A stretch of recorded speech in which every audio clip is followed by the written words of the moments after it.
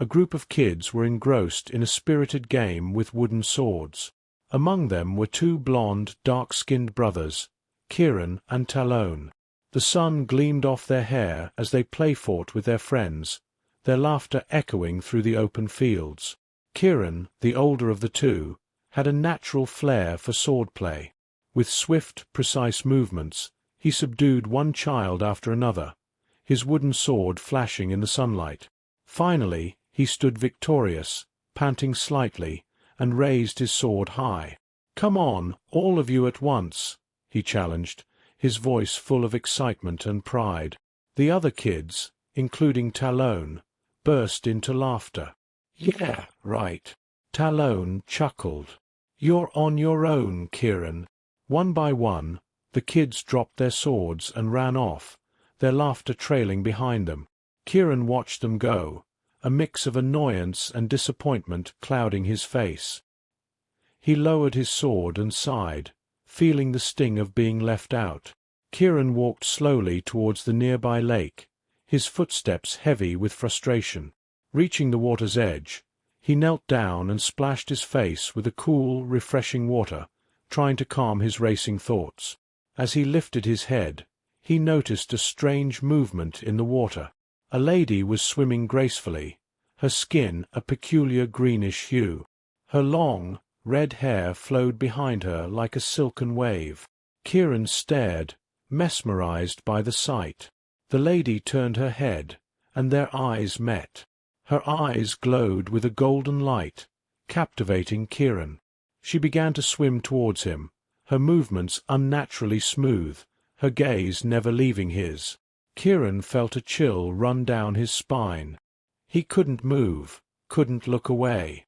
As she drew closer, her form began to change. Her body elongated and twisted, her arms merging into her sides, her legs fusing together. Before Kieran's astonished eyes, the lady transformed into a snake, her eyes still glowing with that eerie golden light. Panic surged through Kieran. The snake slithered closer, its gaze locked onto his. He stumbled back, his heart pounding in his chest.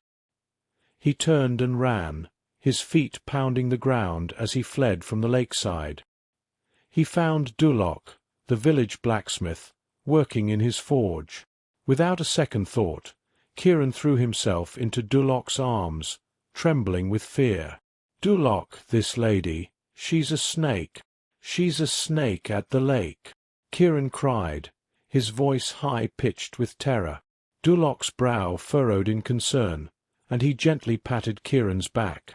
"Easy now, Kieran. Tell me what happened." Kieran took a deep breath, trying to steady himself.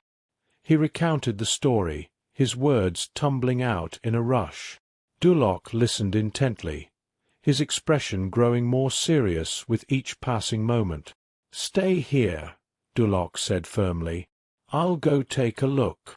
Kieran watched as Duloc strode towards the lake, his heart still pounding. He hoped with all his might that the blacksmith would find something, anything, to explain the strange and terrifying encounter. As he waited, Kieran couldn't shake the image of the lady's glowing eyes and her transformation into the snake. It was a sight that would haunt him for a long time to come. Duloc returned from the lake, his face calm and composed. As he approached Kieran, the boy noticed a subtle smile tugging at the corners of Duloc's mustache. "Nothing there, Kieran," Duloc said reassuringly. "Now, sit here with me." He patted a nearby bench, and Kieran obediently sat down, still shaken but curious. Duloc settled beside him, his eyes reflecting a distant memory. "I will tell you a story about one of the greatest myths, not only here in Eldenwood, but on our entire planet." Kieran's eyes widened with interest as Duloc began his tale. "The lady you saw," Duloc continued, "is known as Aetheranen, one of the ancient protectors of the castle. She has guarded these lands for centuries, alongside another mighty guardian, an orange eagle named Oleranen. People haven't seen Oleranen in a long time, but legends say she watches over us still." Kieran listened intently, his fear slowly giving way to fascination.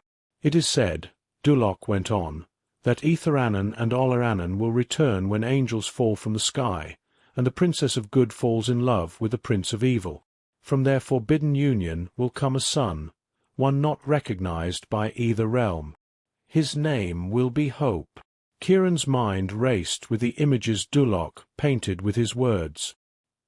He could almost see the majestic eagle soaring through the skies and the mysterious lady Etherannon, watching over the castle with her luminous eyes.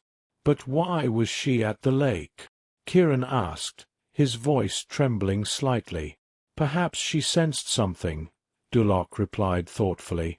"Perhaps she saw something in you, Kieran. The Guardians do not appear without reason.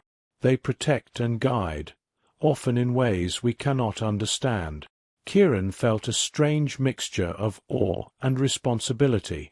"What should I do?" he asked softly. "Be vigilant and brave," Dulloch said, placing a reassuring hand on Kieran's shoulder. "The Guardians appear when they are needed most.